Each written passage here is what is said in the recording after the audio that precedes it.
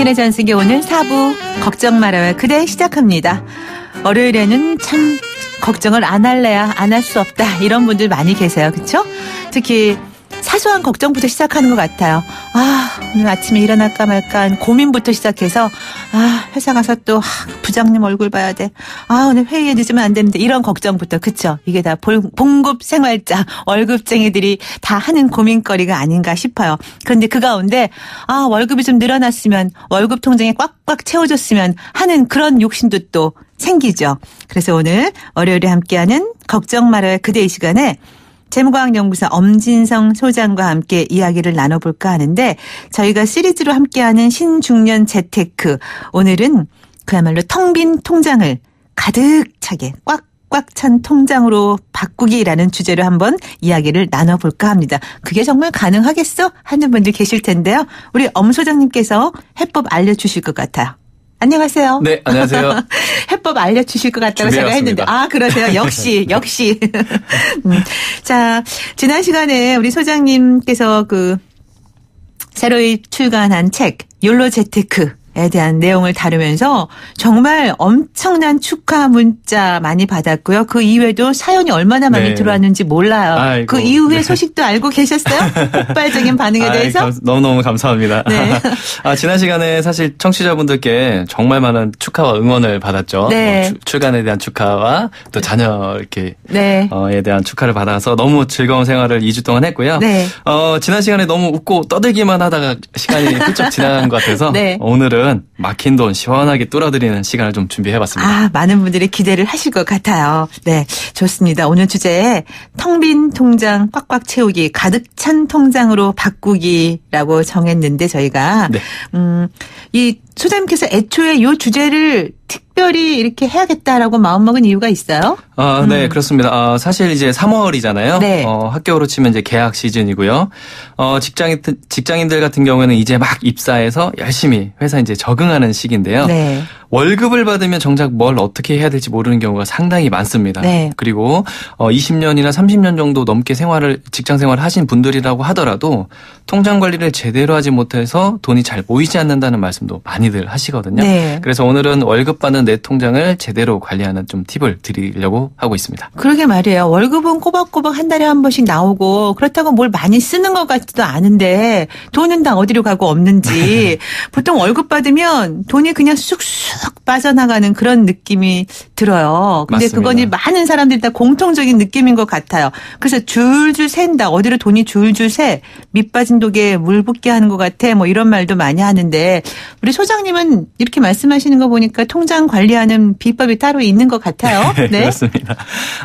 많은 분들이 이런 말씀하시죠. 내 월급은 통장을 스쳐 지나갈 뿐. 그러게 말이에요. 좀 머물러 있으면 좋으련만. 네, 통장에 돈이 꽂히자마자 바로 로그아웃을 하기 때문에 그러게요. 네, 많은 분들이 돈 관리에 대한 어려움을 가지고 있고 안타까움을 좀 가지고 있는데요. 오늘은 좀 두 가지 말씀드리려고 합니다. 네, 두 가지. 바로 첫 번째는 통장 관리는 아주 기계적으로 하자입니다. 네. 이게 무슨 말씀이냐면요.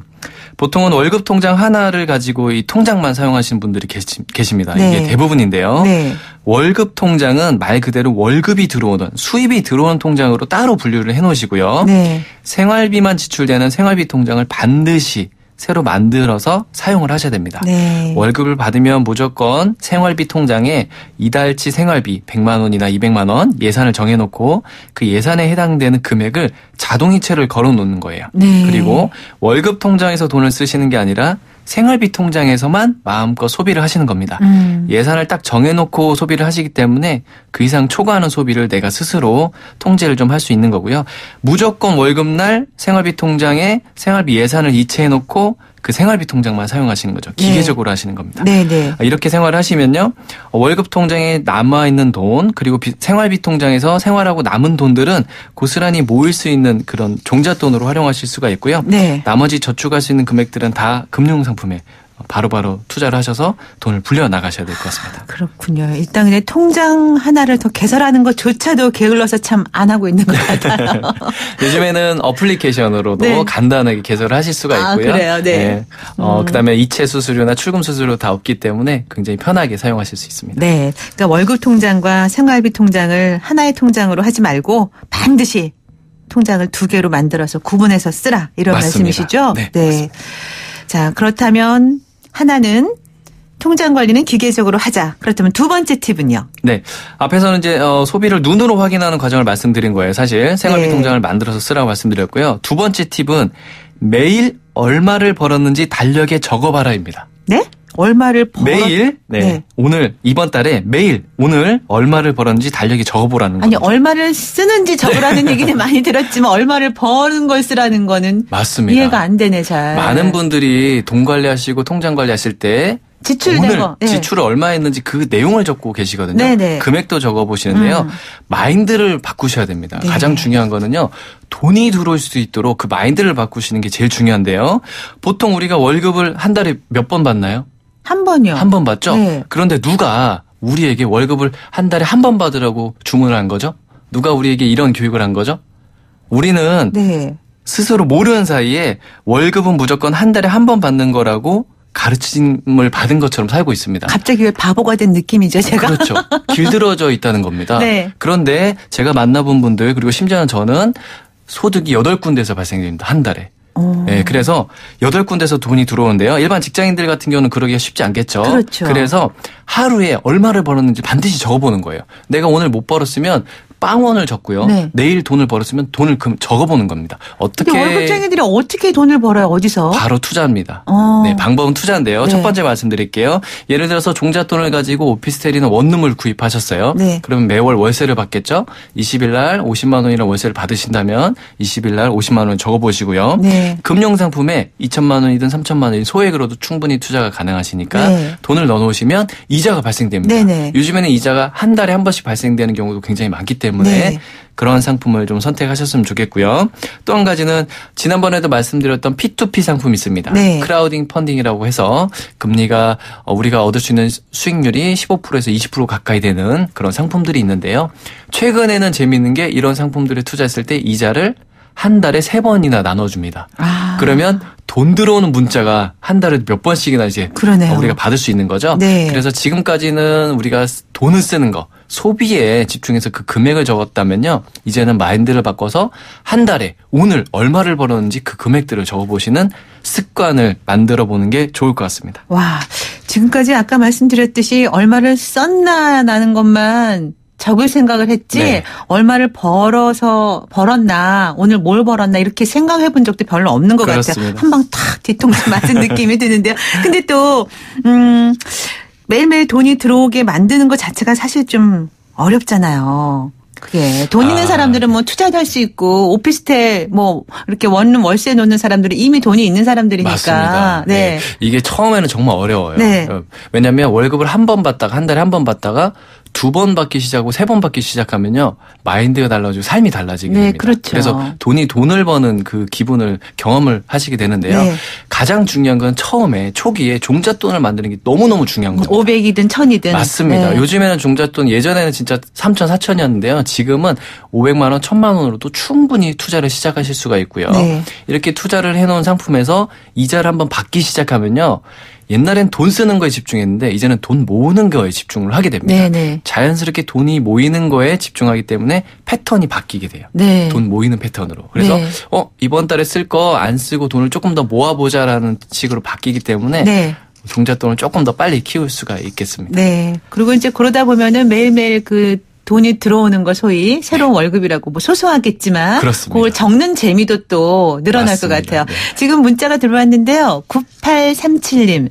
저는 월급 통장에서 자동으로 월 5만 원 적금하고 있어요. 5년 후면 공짜 돈인 듯 즐거울 것 같아요. 맞습니다. 너무너무 잘하고 계신 거예요. 사실 5만 원이라는 돈은 이번 달에 친구 만나서 점심 먹고 커피 마시고 해서 쉽게 쓸 수 있는 돈인데요. 5만 원이 없어도 이번 달 생활이 가능합니다.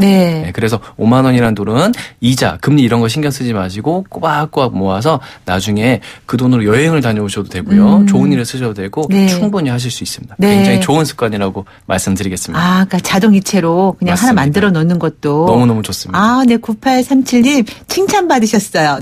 그리고 한 가지 더 좀 직장인들도 많이 듣고 계시니까 말씀드리겠습니다. 다음 달부터 여러분들의 월급에서 10% 삭감이 됐다라는 뉴스를 말씀드리면 여러분들 직장생활 그만두시겠습니까? 그만두지는 못하겠죠. 그러나 맞습니다. 깜짝 놀라고 이게 뭔 일이야? 뭐 그렇죠, 이러겠죠. 그렇죠. 월급이 갑자기 10% 줄어든다고 하면 당황스러울 그럼요. 겁니다. 그리고 굉장히 큰 이제 걱정을 하시게 되는데 10%가 그 삭감이 된다고 하더라도 직장 생활을 대부분 계속 하실 겁니다. 네. 무슨 말씀이냐면 10% 정도 줄여서 저축을 하셔도 살아가는데 전혀 지장이 없다는 말씀을 드리는 겁니다. 네. 생각을 조금 바꾸란 말씀인 것 같기도 그렇습니다. 해요. 네. 그리고 지금 3211님. 제가 대출이 많았는데 여기도 월급과는 조금 다른 얘기인가요? 대출이 많았는데 이번에 다 갚았어요. 마이너스 통장도 있는데 아예 없애라는 말을 들었는데 만들 때 어렵게 만든 거라 아까운 생각도 들고요. 유지하는 것이 손해가 될까요? 어떻게 하는 것이 좋을까요? 라고 하셨네요. 대출은 일단 네. 갚으셨다니 네. 참 다행이고 축하드려야 할 일인 것 같은데. 대출 갚으신 거 진짜 진심으로 축하드립니다. 네. 미국 같은 경우에 라디오 방송을 보면요. 대출을 다 갚으신 분들이 나와서 네. 저는 대출을 다 갚았습니다라고 큰 소리로 이렇게 외치고 가는 경우도 있어요. 네. 근데 우리는 이제 대한민국 방송이기 때문에 네. 오늘은 생략을 하고요. 지금까지 대출은 안 좋은 것이다. 축하하신다고 해주셔도 돼요. 소리 지르고. 네, 대출 갚으신 거 진심으로 축하드립니다. 네네. 지금까지 대출은 안 좋은 거다. 빚이 있으면 안 된다. 이렇게 알고 계시잖아요. 그렇죠. 사실은 정답은 아닙니다. 상황마다 다 다른데요.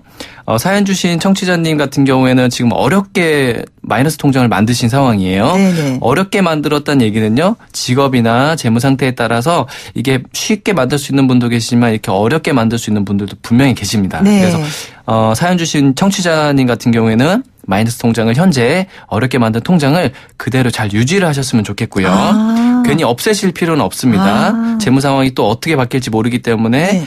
마이너스 통장은 현재 그냥 보유를 하셨으면 좋겠고요. 마이너스 통장 같은 경우에는 그 통장에서 돈을 꺼내서 쓸 때만 이자가 부과되기 때문에 네. 돈을 꺼내서 쓰지 않으시면 큰 문제가 없기 때문에 네. 잘 가지고 계셨으면 좋겠고요. 한 가지 당부드리고 싶은 부분은요. 대출이 있으셨던 분들은 지금 열심히 노력해서 대출을 갚으셨어요. 네. 그런데 대출이 생겼던 그 근본적인 원인을 파악하시는 게 굉장히 중요합니다. 네, 대출 갚은 거는 잘하신 거지만 네.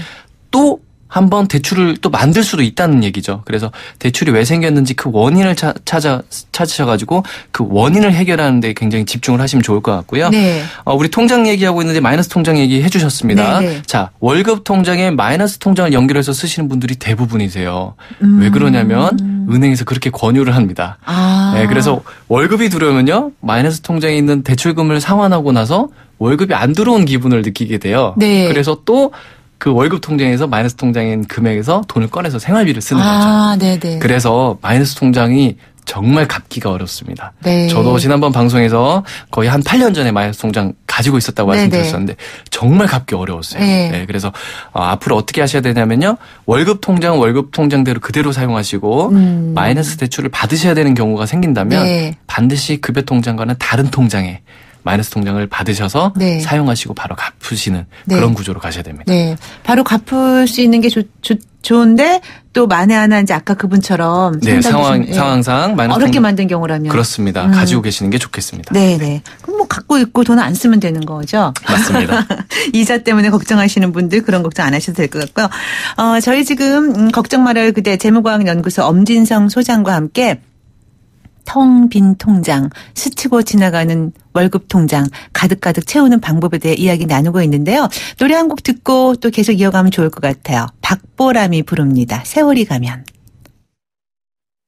당신의 전성기 오늘 4부 걱정 말아요 그대 재무과학연구소 엄진성 소장과 함께 통장을 텅 비는 통장이 아니라 꽉꽉 채우는 통장으로 만드는 방법에 대해서 이야기 나누고 있습니다.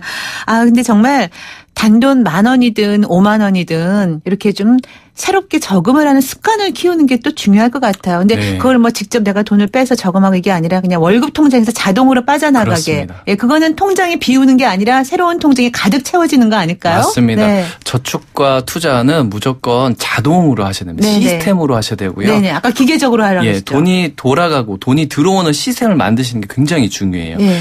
사실 한 달에 우리가 3만 원, 5만 원 쓰는 거 쉽게 쓸 수 있잖아요. 그쵸. 차도 마시고 네. 뭐 식사도 하실 수 있고 아무 의미 없이 소비가 되는 부분들이 있을 수 있는데요. 돈을 잘 쓰는 게 정말 중요합니다. 돈을 네. 가치 있게 쓰는 게 중요한데요. 네네. 예를 들어 볼게요. 한 달에 5만 원씩 뭐 1년이면 60만 원 정도 모을 수 있습니다. 네. 이 돈을 3년 동안 모았다고 가정을 해보겠습니다. 그러면 180만 원이라는 돈인데요. 네. 이 돈을 안 모았으면 우리가 그냥 쉽게 커피 마시고 식사로 돈을 썼을 건데 3년 동안 모은 180만 원으로 정말 친한 친구랑 일본에 여행을 갔다 옵니다. 아니면 부모님 모시고 가도 부모님을 모시고 여행을 갔다 옵니다. 그러면 이 180만 원이라는 돈으로 친구와 부모님과 엄청나게 소중한 추억을 만들 수 있죠. 네. 그래서 사실 5만 원이라는 돈은 한 달에 쉽게 나갈 수 있는 돈이지만 이 작은 돈이라고 생각했던 것도 모으시면 정말 가치 있게 쓰실 수가 있기 때문에 저축을 하시는 게 중요합니다. 네. 자, 그리고 6213님. 결혼한 지 6개월 됐습니다. 이제야 통장 관리, 카드 관리, 각종 공과금 관리 시작해 보려고요. 아, 좋습니다. 네. 6개월이면 뭐 늦은 거 아니시죠? 네. 네. 자, 그러면서 1. 통장은 적금 통장 말고 하나가 좋은가요? 아니면 수입 통장, 지출 통장 두 개가 좋은가요? 네, 아까 말씀해 주신 거에 이어서. 네. 적금 통장은 최대한 많이 가지고 계시는 게 맞고요. 네. 그다음에 수입 통장과 지출 통장은 반드시 나눠서 구분해서 각각 관리를 하시는 게 좋겠습니다. 네. 아까 초반에 말씀해 주신 거잖아요. 네, 월급 그렇습니다. 통장과 지출 통장 나눠라. 그리고 두 번째로 또 카드도 현재 제 거랑 신랑 거 합쳐서 6개 있는데 하나만 쓰려고요. 카드가 문제예요, 사실. 근데 하나만 쓰시겠다니까 참 다행인 거네요. 네, 보니까 남편분도 카드가 3개인 것 같고 아내분도 카드가 3개인 것 같아요. 네. 뭐 거의 카드 부자라고 할 수가 있는데요. 네. 이런 경우에 이제 결혼을 막 하셔서 돈 관리를 같이 해 나가야 되는 상황에서 제일 중요한 거는요. 카드를 한 사람으로 몰아주는 게 굉장히 중요합니다. 만약에 두 분이 맞벌이 중이시라면 두 분 중에 소득이 적으신 분 쪽으로 신용카드를 만드셔서 그 신용카드를 사용하시는 게 네. 나중에 소득공제나 연말정산 혜택을 받으실 때 네. 훨씬 더 유리하기 때문에요. 6개 그 카드를 다 없애시고요. 네. 딱 하나.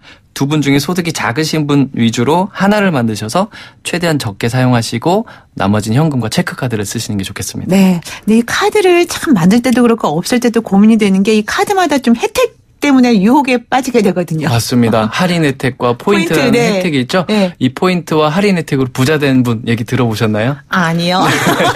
없습니다. 카드와 이 포인트와 할인 혜택이라는 믿기 때문에 네. 우리 소비를 많이 하시는데요. 카드를 놓고 다닌 순간 내 생활비의 30%가 줄어듭니다. 아, 네. 네. 그런데 현혹되지 말고 카드를 줄여라. 네. 그리고 또 이제 이분이 6214님께서 더불어서 주신 얘기가 꼭 들어야 하는 보험이나 저축 상품 있으면 알려주세요. 현재 청약 저축만 있습니다.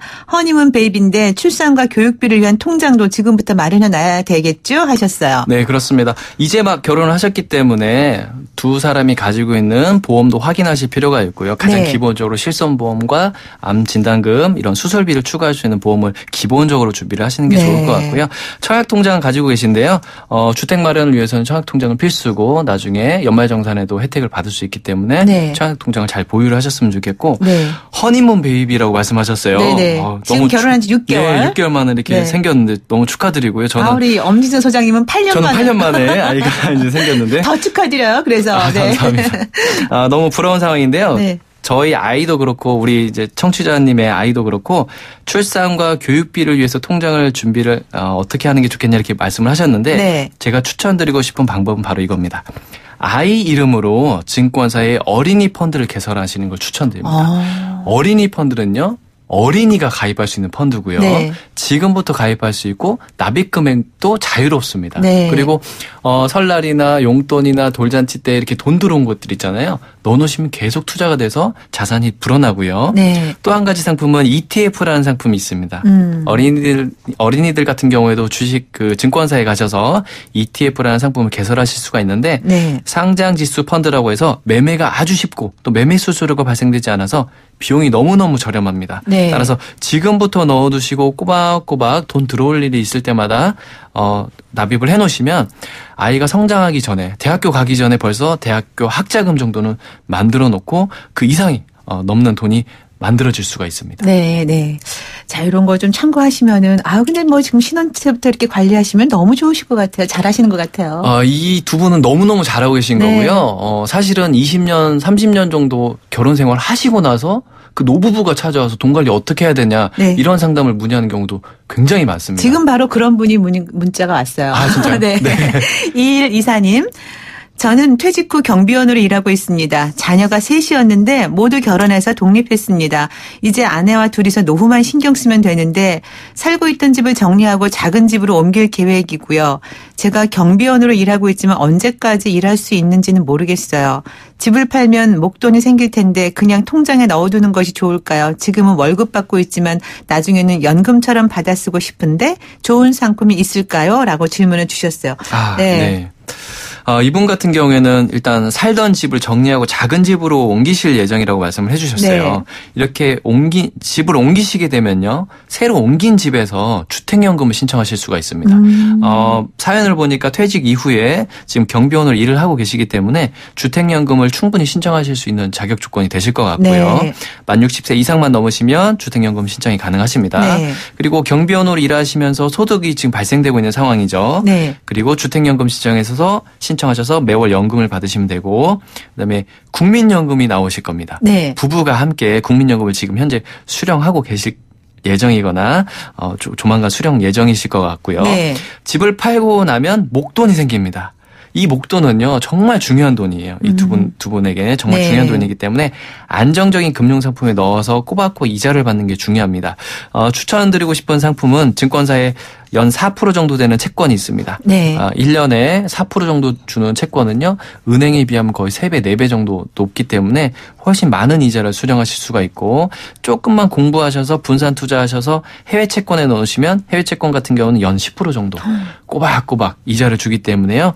이런 상품에 투자해 놓으시면 거의 이자를 매월 받으실 수가 네. 있습니다. 네. 그러면 국민연금, 그다음에 주택연금, 그다음에 경비원에서 일하시면서 발생하는 소득, 그리고 금융상품에 넣어놨던 이자들, 네. 이런 걸로 생활하시면 충분하지 않을까 이렇게 생각이 네. 됩니다. 그러니까 오늘 통장을 꽉꽉 채우는 비법 중에 하나는 바로 통장을 한 2개 정도 따로 만들고 네, 수입과 지출을 반드시 따로 분리해서 관리하라. 그렇습니다. 네. 그리고 줄줄이 새는 돈을 평상시에 커피 한 잔 값이라도 저금하는 기계적인 통장에 저금하는 또 한 팁. 가지는, 네. 또 한 가지는 지금까지는 매월 소비에 집중했다면 네. 앞으로 내 통장에 오늘 얼마가 들어왔는지 이 수입에 집중을 하셨으면 네. 좋겠습니다. 네. 오늘 좋은 말씀 재밌게 잘 들었습니다. 언제나 즐거워요. 네. 네, 감사합니다. 다음에도 기대해 보겠습니다. 네, 감사합니다. 고맙습니다. 재무과학연구소 엄진성 소장과 함께 이야기 나눴습니다. 당신의 전성기 오늘 월요일 순서 함께 하셨는데요. 문자로도 많이 참여해 주신 분들 감사드리고 또 애청해 주신 모든 분들께 감사의 말씀 드리면서 끝곡 띄우면서 물러갈게요. 오늘 끝곡은요. 로이킴의 그때 헤어지면 돼 준비했습니다. 노래 들으시고요. 저는 내일 아침 10시 20분에 다시 올게요. 지금까지 김병숙이었습니다. 여러분 오늘이 가장 젊은 날입니다.